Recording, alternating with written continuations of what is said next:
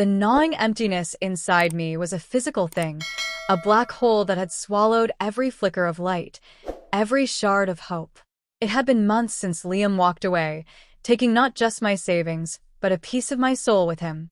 He'd promised me forever, whispered sweet nothings about our future, and then used those very words as a weapon, twisting my trust into a financial and emotional wreck. 24 years old, and already I felt like a discarded toy, used up and broken. Every man I'd ever known, every story I'd ever heard, felt like a conspiracy to prove that love was a lie, a cruel joke played on the unsuspecting. My world had shrunk to the four walls of my apartment, then to the confines of my own tormented mind. Depression, they called it. I called it a slow, agonizing death. Every morning, the thought of simply not existing anymore whispered to me, a constant, insidious hum beneath the surface of my consciousness. It wasn't about anger anymore, or even sadness, but a profound weariness, a desperate need for the noise to stop, for the pain to cease its relentless throbbing. Tonight, the whispers had become a roar. The air was sharp and unforgiving as I stepped out, biting at my exposed skin, but I barely registered the cold. It mirrored the chill in my bones. The city lights blurred into streaks against the encroaching darkness, a harsh contrast to the muted landscape of my internal world. I walked, a phantom limb moving through the bustling streets, my destination a silent promise. The river. Its dark, unyielding current seemed to call to me, a final, indifferent embrace. I moved with a strange, methodical calm, my gaze scanning the riverbanks, not for beauty, but for practicality. I needed a spot that offered a clean escape, a definitive end. The thought wasn't morbid. It was almost soothing, a perverse kind of peace settling over me as I planned my final act. The gentle lapping of the water against the concrete embankment was the only sound I truly heard, a lullaby of oblivion. The faint, earthy scent of damp soil and lingering decay hung heavy in the air, a scent that felt strangely appropriate for my impending farewell. My fingers, numb inside my pockets, traced the rough fabric, my eyes fixed on the murky depths, imagining the final plunge, the cold shock, then nothing. Just quiet. Oh, how I craved quiet. I was almost there, my breath a ragged whisper in the cold night air, when a flicker of movement by the water's edge snagged my attention. My meticulous search for a solitary, definitive spot was interrupted. Standing perfectly still, silhouetted against the last dying embers of twilight, was another figure. She was slender, her form almost delicate, her hair, a cascade of dark waves, I thought, catching the scant remaining light, framing a profile turned towards the water. She was motionless, a statue carved from the fading day, staring out at the expanse of the river with an intensity that mirrored my own. A sudden, sharp pang shot through me. Another one. My mind, so wrapped in its own despair, immediately assumed the worst. She looked so fragile, so vulnerable, standing there on the precipice of what I believed to be the same abyss. An unexpected jolt, a surge of something hot and insistent, coursed through my veins. It was a bizarre, almost unwelcome sensation, cutting through the thick fog of my despondency. How could I even think of saving someone when I couldn't save myself? The question screamed in my head, raw and illogical. Yet, something in her stillness, in that shared, desolate vigil by the water, struck a chord deep within me, a forgotten ember of empathy flickering to life. It was a faint spark, barely visible through the crushing weight of my own pain, but it was there.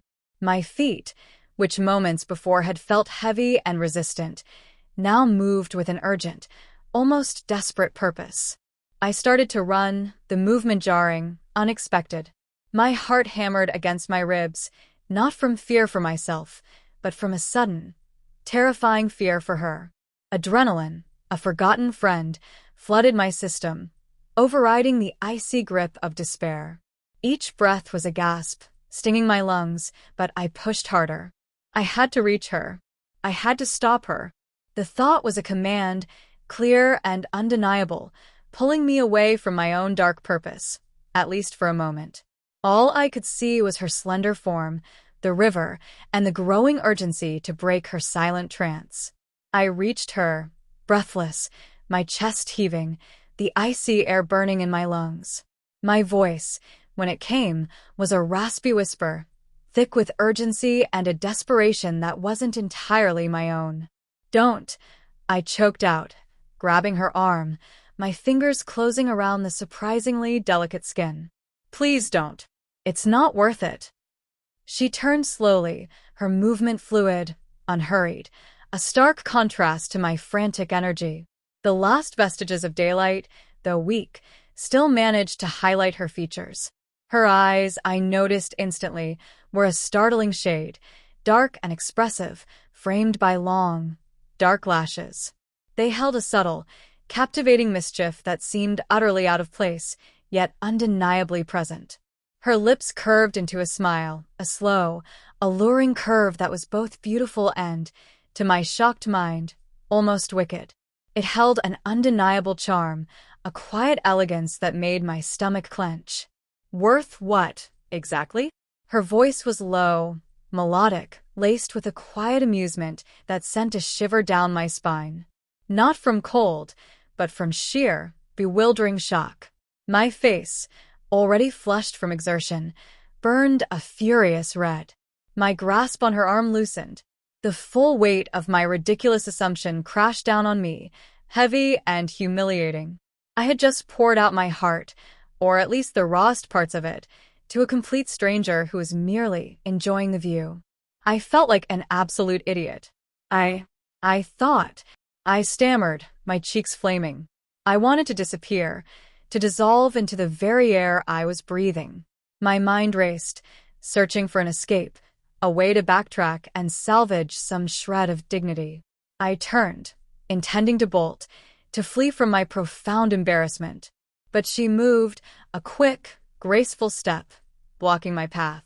Her presence, while not aggressive, was surprisingly firm, an unspoken barrier. Her gaze, still holding that unnerving hint of amusement, intensified. "You thought I was going to jump," she stated, not as a question, but as a quiet observation. Her eyes narrowed just slightly, the playful glint replaced by a more direct, inquisitive look. "Why are you here, then, looking for a spot by the river at this hour?" Her voice was soft, but the question was a probe, cutting through my mortification. I swallowed hard, my throat suddenly dry. The air thrummed with a strange tension, a delicate dance between accusation and curiosity. There was no escaping her gaze, no weaving a quick lie. The truth, ugly and raw, felt like the only option. I whispered, the admission a painful wrench. I was looking for a spot. The words tasted like ash, bitter and final. She just watched me, her expression unreadable now, the amusement gone, replaced by an intense, unwavering focus. The silence stretched between us, heavy with my raw confession. I braced myself for judgment, for pity, for anything that would confirm my self-loathing. But Peyton, I learned her name later, though at that moment she was simply the woman who saw me, offered none of it. Her gaze remained steady, those dark, intelligent eyes simply observing, absorbing. Then, she spoke, her voice still low, but softer now, stripped of its earlier amusement. "It takes a lot to get to that point, Brittany." She used my name, which I hadn't even realized I'd muttered in my frantic initial plea. A lot of pain, a lot of disappointment. Her words weren't a question, but an acknowledgement, a quiet understanding that bypassed all my carefully constructed walls. She didn't offer platitudes or empty reassurances. She simply saw it. A strange, unfamiliar warmth began to spread through my chest, a tiny ember in the vast, cold emptiness I'd carried for so long. It wasn't a cure, not by a long shot, but it was a momentary lifting of the heavy shroud that had choked me. Someone understood, or at least tried to. Someone hadn't flinched. "Yeah," I managed, the word barely audible. "A lot." We stood there for a while longer, the river flowing on, indifferent to our small human drama. But the oppressive tension that had surrounded me earlier had dissipated, replaced by a delicate, almost fragile sense of ease. We started talking, hesitant at first, then a little more freely. She told me her name, Peyton, and offered a glimpse into her world. A world that, by her brief descriptions, seemed vibrant and full of a quiet strength. I, in turn, found myself talking about things I hadn't voiced to anyone, not even to myself in my darkest moments. The betrayal, the crushing shame, the feeling of being utterly worthless. Peyton listened, truly listened, with an intensity that made me feel like the most important person in the world. She didn't interrupt, didn't offer unsolicited advice. She simply met my gaze, a silent testament to her unwavering attention. It was surprisingly easy to speak, to pour out the poison that had been festering within me. When the cold finally began to seep too deeply into our bones, we exchanged numbers.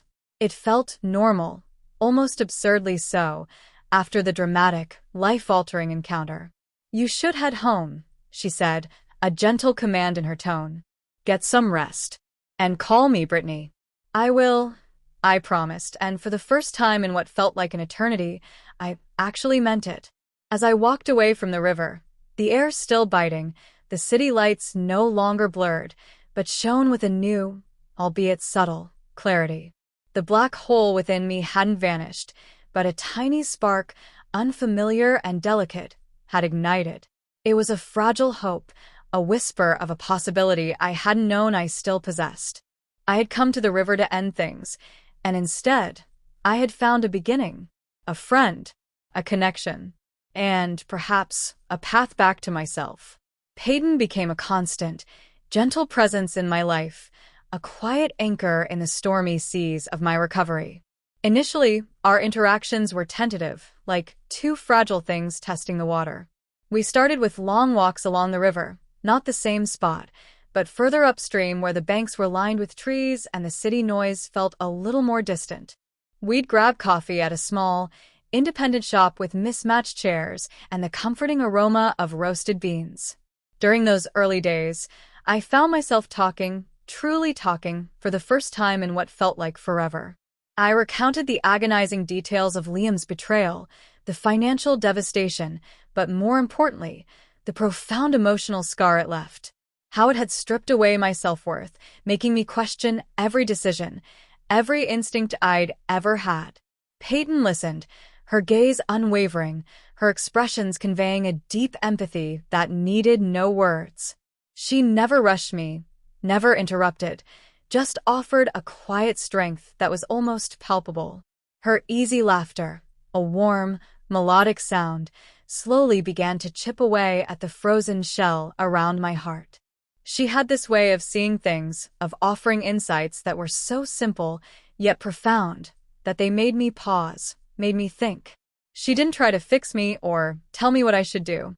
She simply was, and in her being, she created a space where I could just be too, without judgment, without the crushing expectation to be okay.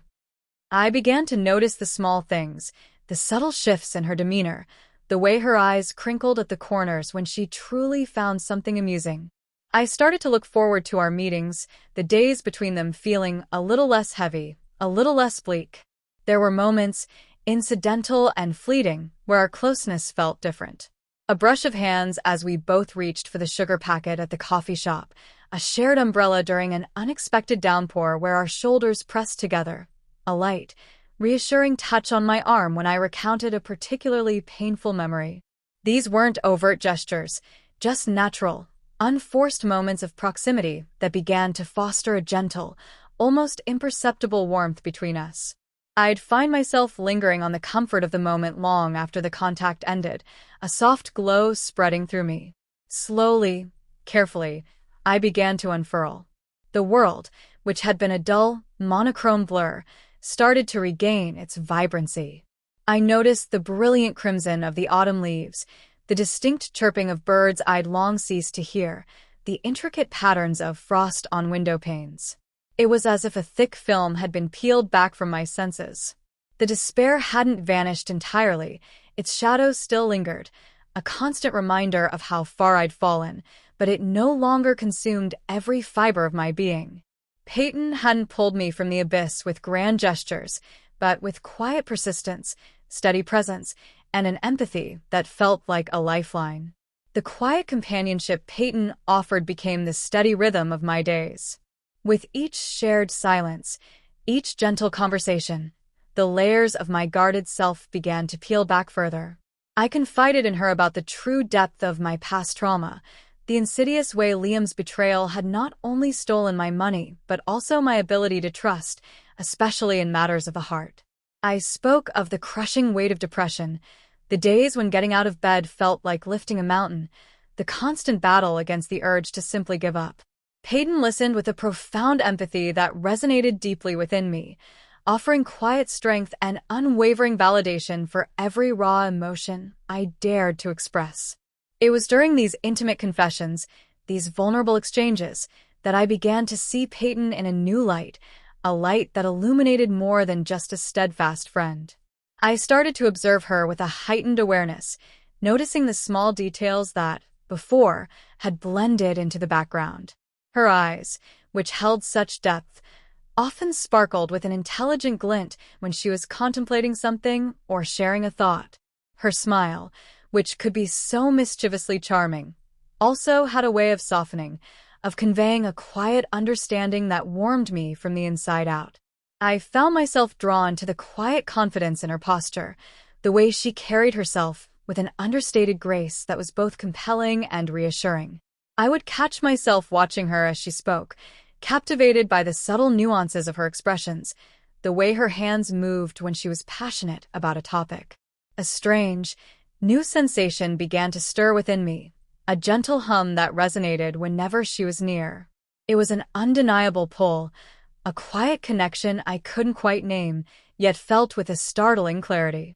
It was terrifying because it was new and unfamiliar, touching parts of my heart I thought had withered and died. But it was also exhilarating, a thrilling flicker of life in a landscape I had believed barren. An unspoken current began to hum between us, a delicate thread of emotional resonance that felt both fragile and incredibly potent. The incidental touches, the lingering glances, the shared laughter that held a deeper meaning, all contributed to this growing sense of something more.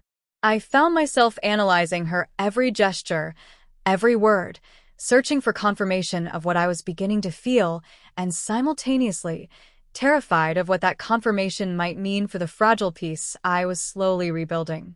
My heart, once a fortress against pain, was now inexplicably drawn to this woman, open and vulnerable in a way I hadn't thought possible. The late autumn evening had settled in, quiet and crisp, as Peyton and I sat on my small apartment balcony, wrapped in blankets against the chill. The city lights twinkled below, a distant, comforting glow. We had just finished a profound conversation, one of those moments where the world outside faded away and only our shared vulnerability existed. I had been expressing my heartfelt gratitude, my voice thick with emotion, for her unwavering presence in my life, for pulling me back from the brink when I thought I was beyond saving. "Peyton," I began, my voice a little unsteady. I don't know what I would have done without you. You literally saved me." The words felt inadequate, too small to encompass the seismic shift she had brought about in my shattered existence. A mix of profound relief, a deep, abiding affection, and a new, undefined longing swirled within me, making my chest ache with its intensity. She turned to me, her eyes, usually so bright with intelligence or soft with empathy, now held a depth I hadn't fully perceived before. It was an unspoken question, a silent acknowledgement of the burgeoning emotion that thrummed between us. The air thickened, charged with unarticulated feelings, a delicate tension that made my breath catch in my throat.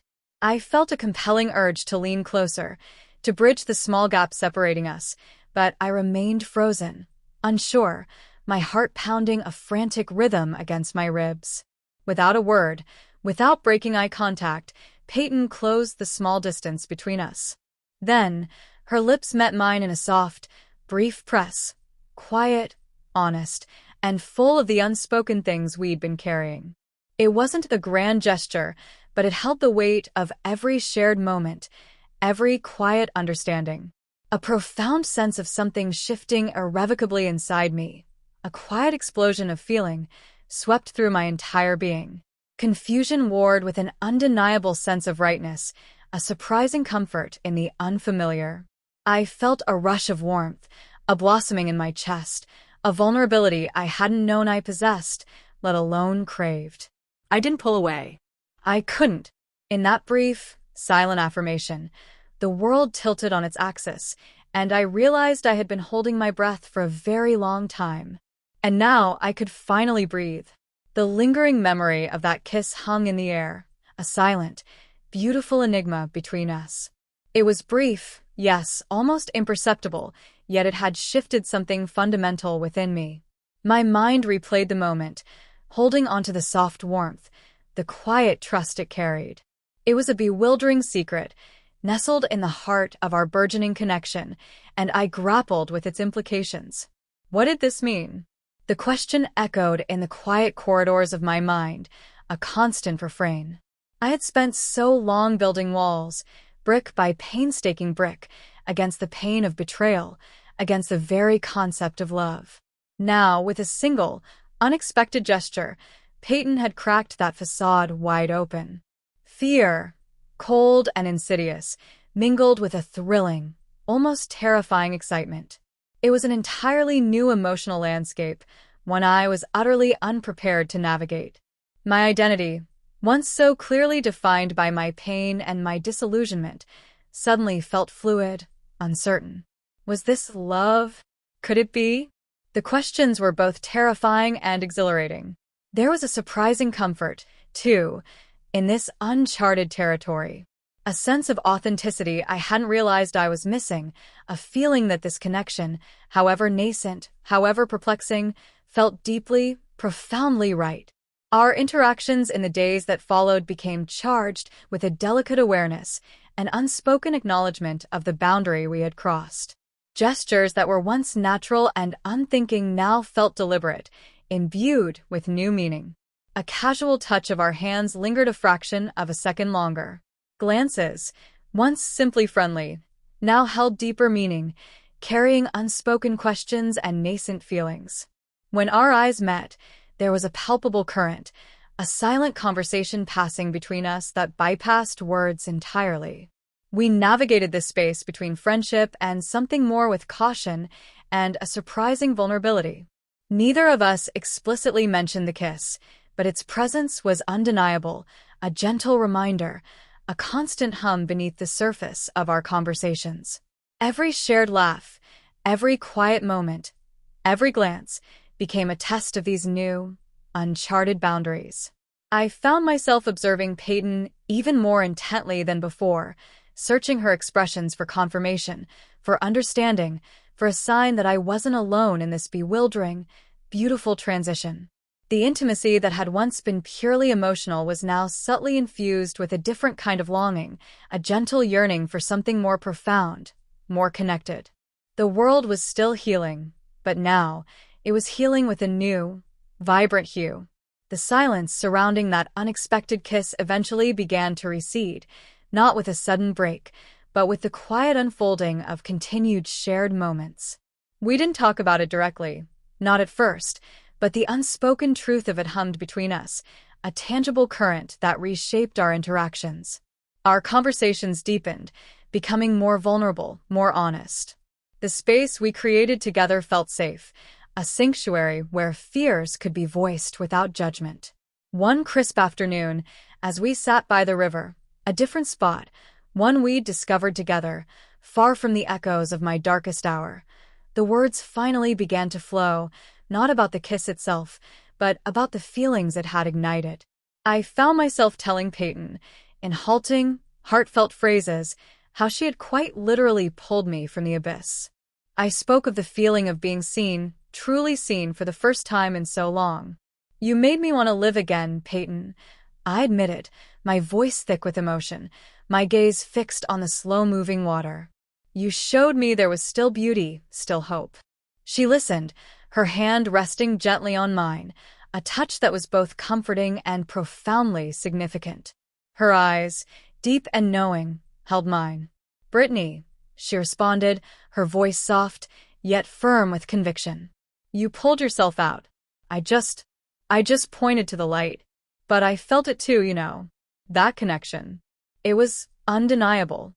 She confessed her own profound connection to me, a bond born not just of shared vulnerability, but of a quiet, growing love that had taken root in the most unexpected of circumstances.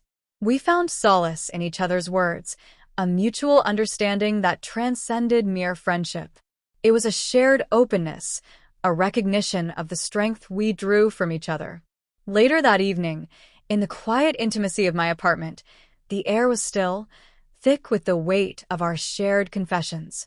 The city hummed distantly outside, but inside, there was only us, bathed in the soft glow of a lamp. There was no grand gesture, no dramatic pronouncement, just a quiet, profound understanding passing between us. Peyton reached for me, her touch gentle, her gaze unwavering.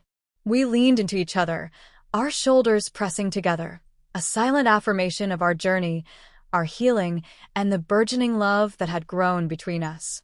It wasn't about physical closeness, but about the profound emotional depth, the silent promise of support and acceptance that flowed between us. In that moment, everything felt right, whole. It was a confirmation that this new, unexpected love was not just real, but a powerful, healing force. The river still flowed, a constant presence in my city, but its waters no longer held the dark allure of oblivion. Now it was a symbol of continuity, of movement, of life moving forward. I would often walk along its banks with Peyton, our hands sometimes brushing, sometimes intertwined, a quiet testament to the journey we had embarked upon together. My reflection, once a source of pain and self-loathing, now looked back at me with a newfound clarity, a quiet strength I hadn't known I possessed. I was no longer the broken woman at the river's edge, consumed by the shadows of betrayal and despair. Peyton's love hadn't just healed me, it had redefined my understanding of what love could be. It wasn't the fleeting, transactional thing Liam had offered, but a profound, unwavering connection forged in vulnerability and understanding. She had shown me that strength wasn't about building impenetrable walls, but about the courage to let them down, to trust, to be truly seen. My outlook on life, once a landscape of muted grays, was now vibrant, infused with a hope that felt both fragile and fiercely resilient. The world, with all its complexities and challenges, no longer seemed insurmountable. I found joy in the small things again. The warmth of the sun on my skin, the aroma of freshly brewed coffee, the shared laughter that punctuated our days. These simple pleasures, once lost in the fog of depression, had returned with a renewed intensity. Our future wasn't perfectly mapped out, and that was okay. We faced it with a shared sense of adventure, a mutual respect that formed the bedrock of our connection. There would be challenges, I knew, because life always presented them, but I no longer felt alone in facing them. With Peyton by my side, I felt a resilience I hadn't thought possible, a belief in the power of our unconventional love to weather any storm. Peyton's impact on my character was profound and lasting. She hadn't just saved my life, she had given me a new one, a life where my heart felt open, capable of both immense pain and even greater love. The girl who once sought a quiet end had found a vibrant beginning, learning that true strength lay not in avoiding pain, but in finding connection and healing through it. And as I looked out at the boundless horizon, with Peyton's hand a warm, steady presence in mine, I knew that this was just the beginning of our story, one chapter in a lifetime of unexpected connections and enduring love. The apartment, once my solitary fortress, began to transform, slowly, subtly. Peyton hadn't officially moved in, not in the traditional sense, but her presence was undeniable, a gentle, pervasive warmth that permeated every corner. A second toothbrush now sat beside mine in the holder, a forgotten scarf of hers draped casually over the back of an armchair, her worn copies of classic novels nestled comfortably among my art books on the shelf. Each item, small in itself, marked a growing sense of shared space, a merging of lives that felt both natural and utterly foreign. It was a new kind of intimacy, one built not on grand declarations, but on the quiet acceptance of daily habits, of morning routines and evening rituals slowly intertwining. My professional life, too, had started to stir from its long dormancy. The design portfolio I'd neglected for so long now beckoned, no longer a source of dread but a canvas for renewed ambition. With my mind clearer, free from the suffocating weight of depression, the creative sparks that had once been dormant began to ignite again, brighter than before. Peyton, with her perceptive eye and unwavering belief, was a constant source of quiet encouragement. "Your talent is too vibrant to keep hidden, Brittany," she'd said one evening, her voice soft but firm, as she peered over my shoulder at a half-finished sketch, her breath warm against my ear.